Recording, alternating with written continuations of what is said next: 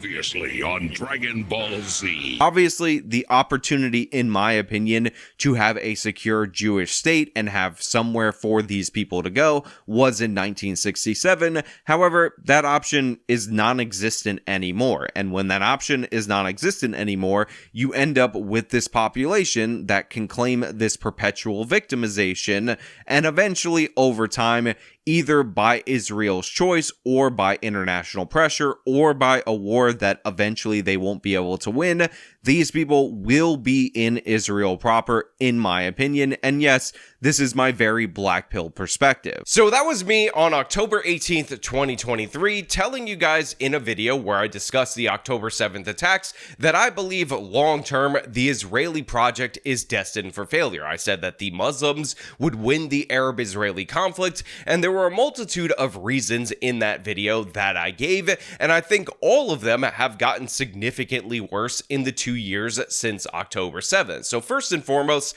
I cited the polling data, not just the worldwide polling data, but specifically the polling data in the United States of America. You look at public opinion in a nation like the United States of America, you can see once you get under the age of 45, which is the next generation of this country, or the next two generations of this country, it goes below 50%, and people become more sympathetic of the Palestinian cause. When the United States, which is one of the biggest backers of Israel, abandons them, abandons support for them, this will put pressure on them to incorporate this population, which is clearly and obviously a hostile population. Because if you looked at the numbers even back then, what you ultimately ended up discovering was that the people who were pro-Islamic over pro-Israel back in the day that were age under 45 had grown significantly across the United States of America. And yes, that has gotten worse in the 2 years since October 7th. But I also pointed out that there was a structural failure for the Israelis that dates all the way back to 1967,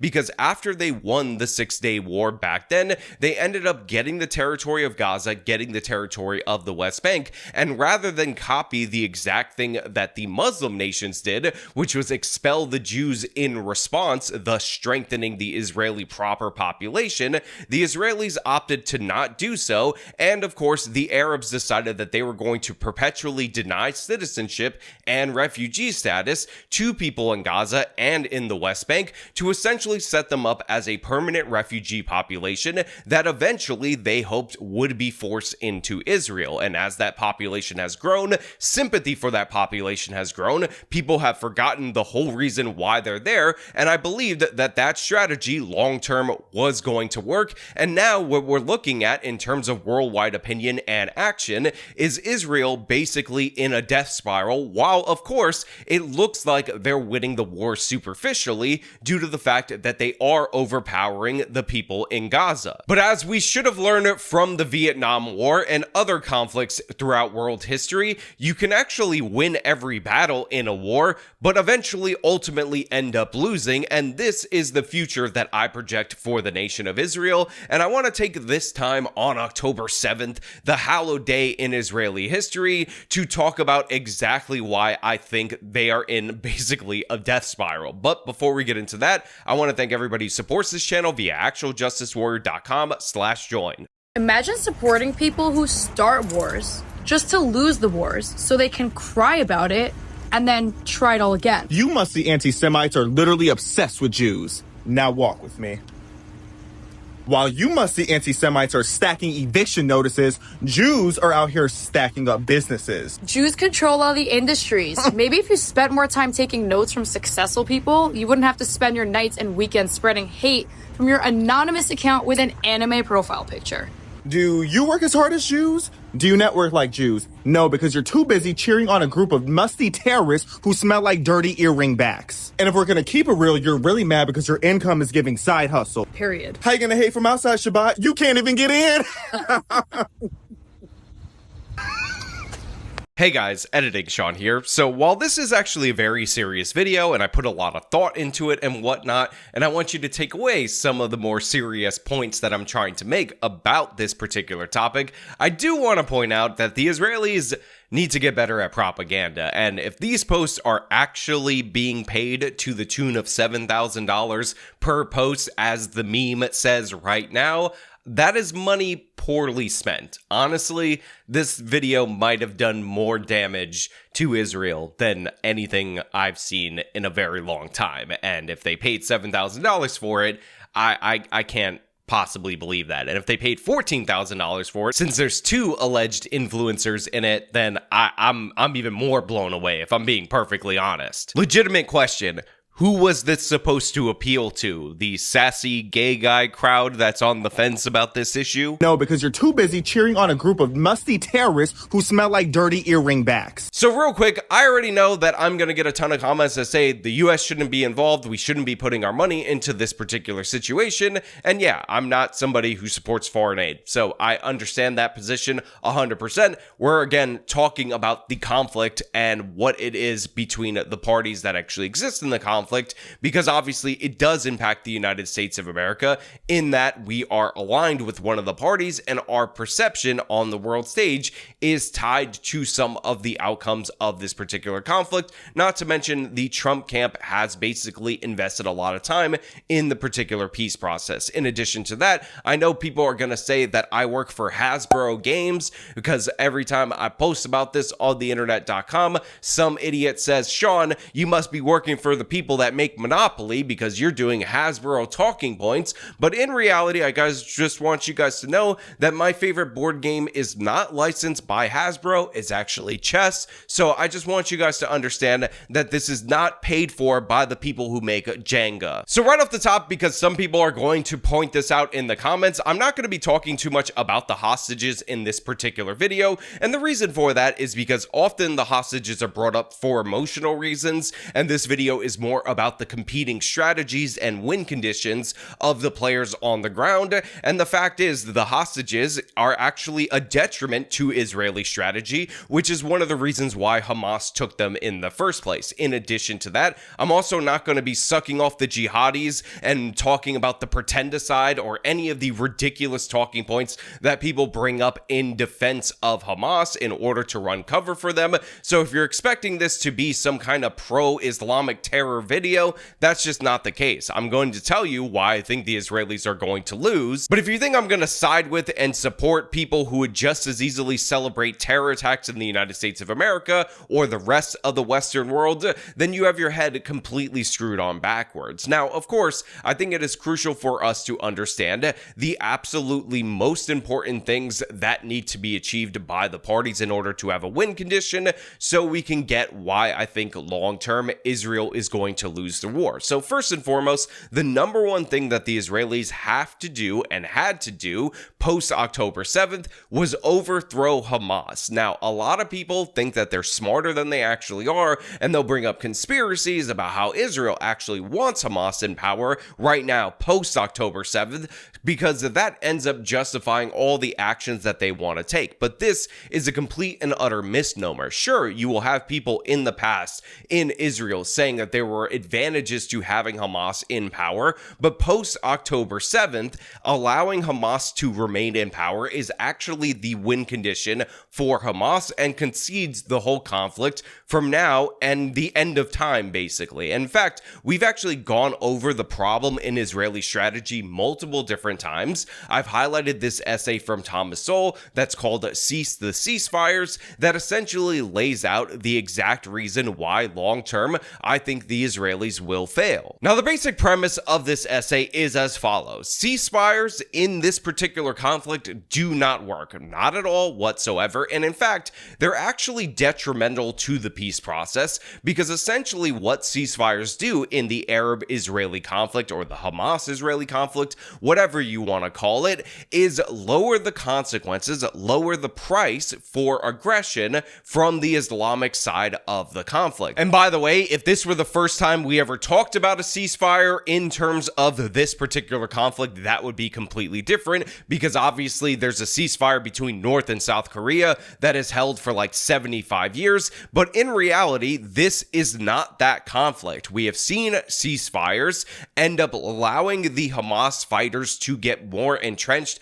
attack again, then Israel responds, and then there's all this global pressure for a ceasefire. And Thomas Sowell actually lays out exactly why why this is a problem in this essay, so I want to read you the key argument in it so you can at least understand what my position is, because I actually 100% endorse the ideas of this essay. If this were the first outbreak of violence between Palestinians and Israelis, such hopes might make sense, but where have the United Nations, Kerry, and Obama been during all of these decades of endlessly repeated Middle Eastern carnage? The Middle East must lead the world in ceasefires. If ceasefires were the road to peace, the Middle East would easily be the most peaceful place on the planet. Quote-unquote ceasefire and quote-unquote negotiations are magic words to the quote-unquote international community. But what do ceasefires actually accomplish? In the short run, they save some lives, but in the long run, they cost far more lives by lowering the cost of aggression. At one time, launching a military attack on another nation risked not only retaliation, but annihilation. When Carthage attacked Rome, that was the end of Carthage. But when Hamas or some other terror group launches an attack on Israel, they know in advance that whatever Israel does in response will be limited by calls for a ceasefire, backed by pressures from the United States and, of course, the international community. It is not all clear what Israel's critics can rationally expect the Israelis to do when they are attacked: suffer in silence, surrender, flee the Middle East, or most unrealistic of all, fight a nice war with no civilian casualties. General William T. Sherman said it all 150 years ago: war is hell. If you want to minimize civilian casualties, then minimize the dangers of war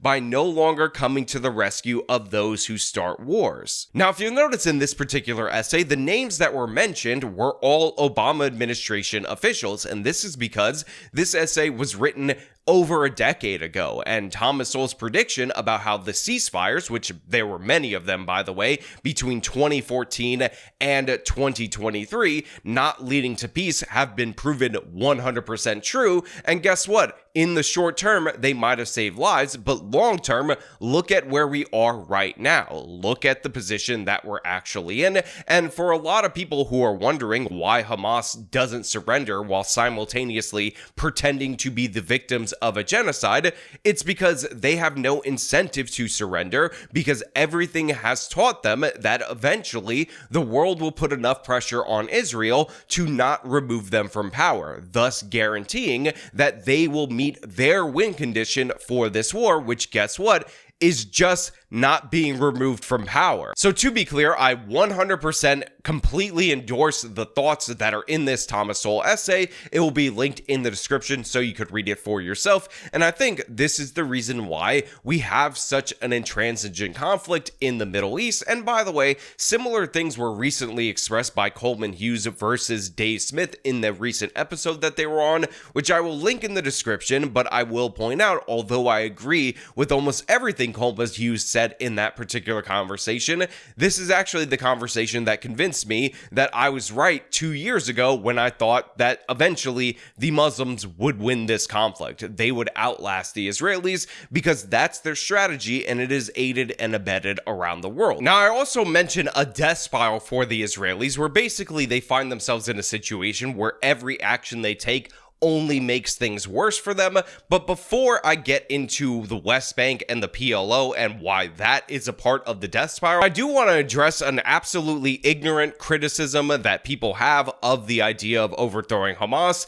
and that is the idea that you're only going to get a worse organization that follows Hamas. And the thing is, it's the Middle East. That is very likely to be true. However, if you overthrow Hamas in response to October 7th, if you actually achieve that objective, any organization that follows exists under a new status quo where if they cross a certain line, they will also be overthrown or can expect to be overthrown by the Israelis. The problem with this whole constant ceasefire thing is, like it was laid out in the particular essay by Thomas Sowell, is that it lowers the cost of aggression and essentially guarantees that Hamas will not be overthrown if they do whatever kind of attack. Conversely, by the way, if Hamas remains in power after killing nearly 1,200 Israelis on October 7th, guess what? That tells them that there is virtually nothing they can do that would allow them to be removed from power, and this makes them a legitimate or more legitimate governing authority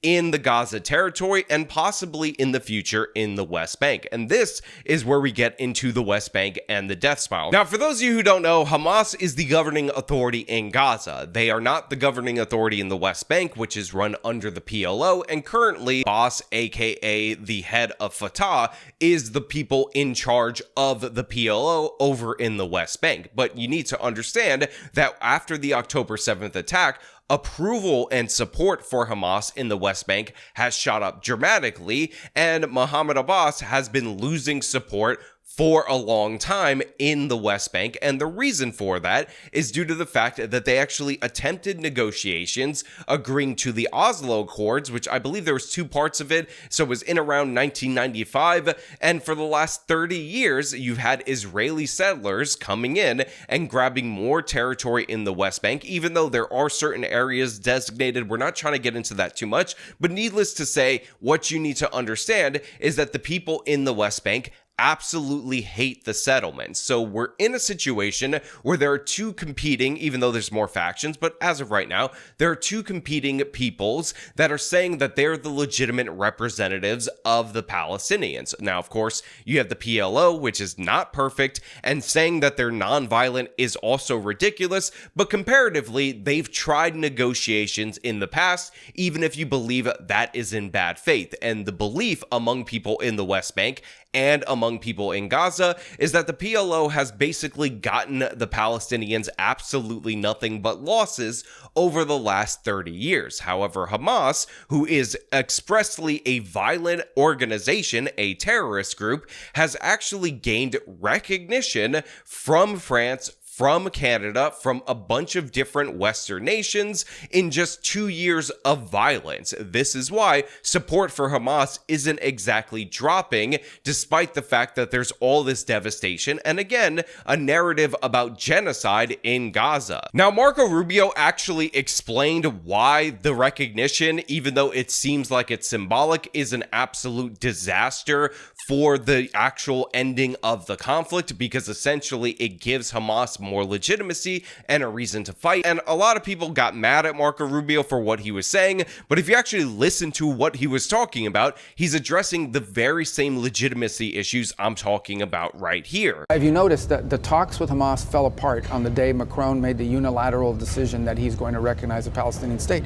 And then you have other people come forward, other countries say, well, if there's not a ceasefire by September, we're going to recognize a Palestinian state. Well, if I'm Hamas, I basically conclude, let's not do a ceasefire, because we can be rewarded and we can claim it as a victory. So those messages, while largely symbolic in their minds, actually have made it harder to get peace and harder to achieve a deal with Hamas. They feel emboldened. Now look, you can like or dislike Marco Rubio, but he's 100% right there, because what you're saying when you recognize a Palestinian state after previously not doing so after the October 7th attacks, but before Hamas is removed from power, to the people in the Palestinian territories, is that the Hamas terror tactics definitely work. They achieve their goals. And again, you're giving more legitimacy to Hamas, who again, although they're not governing in the West Bank, they're actually gaining in popularity in the West Bank, because according to the basic average Palestinian, they say, oh, well, 30 years of negotiations has got us nothing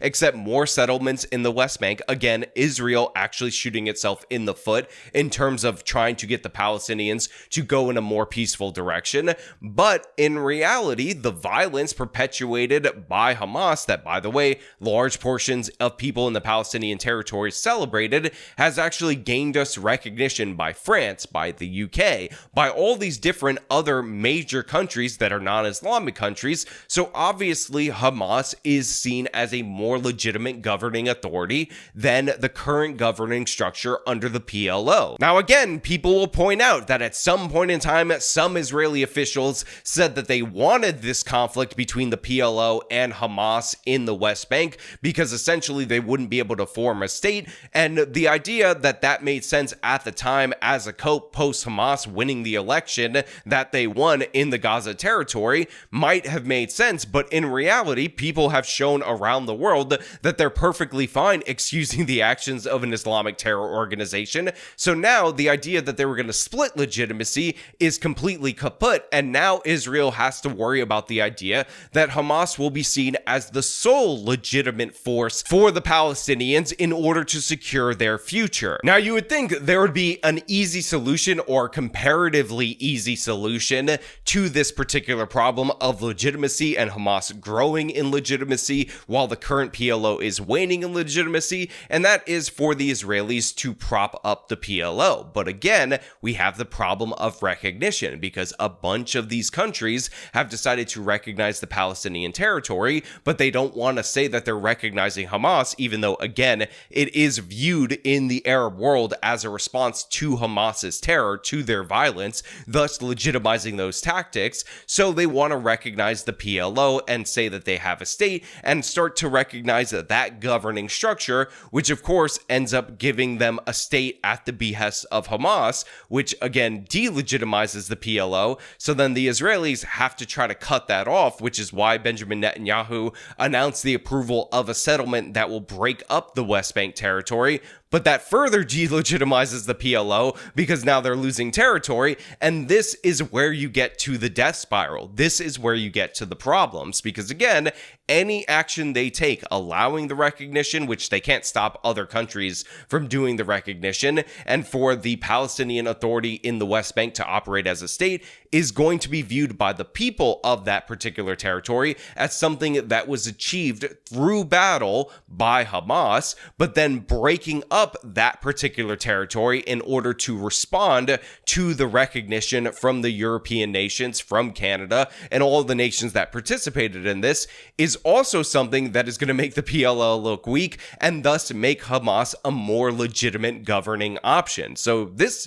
is where the Israelis are totally screwed. And by the way, again, a large part of it is the actions of the Israeli government, and the current constitution of the Israeli government is also a major problem for them going forward, because we heard a lot of talk about Trump's 21-point peace plan. Obviously, Benjamin Netanyahu in English accepted the peace plan in the United States of America, but as we've seen with every Middle Eastern ruler, they lie in English and tell the truth in their native tongue. And Benjamin Netanyahu, because of the way his coalition currently is structured, has to signal to people that are more expansionist, that don't want to have any kind of cessation of the violence. So essentially, he has to signal to people who could remove him from power by breaking the coalition, because he had to align with more right-wing or more expansionist versions or parties in the Israeli government rather than more centrist.